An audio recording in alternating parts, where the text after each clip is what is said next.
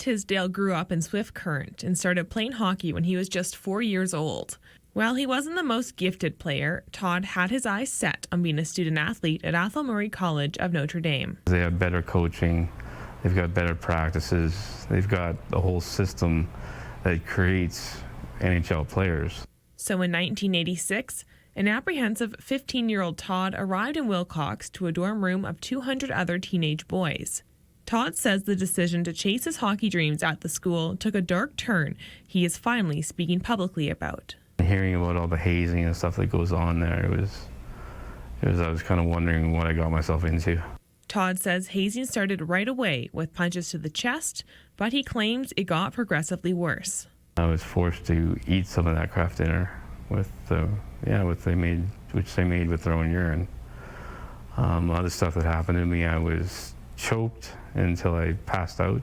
But one of the most traumatizing incidents he says he endured at the school was sexual. I was told to go into a room where there was already a boy standing there with his privates hanging out and a shoestring tied around them.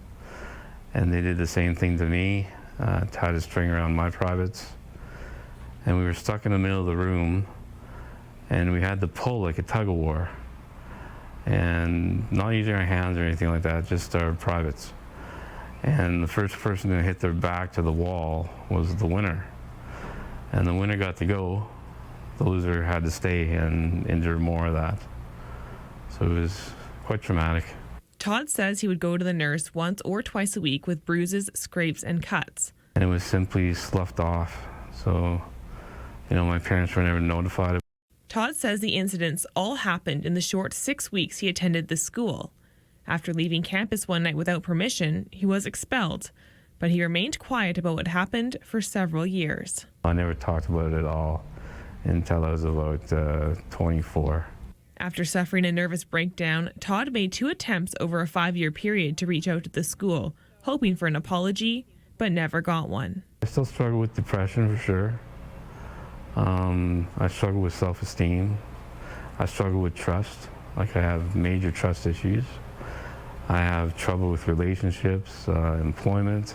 Todd launched a civil lawsuit against the school in 2018.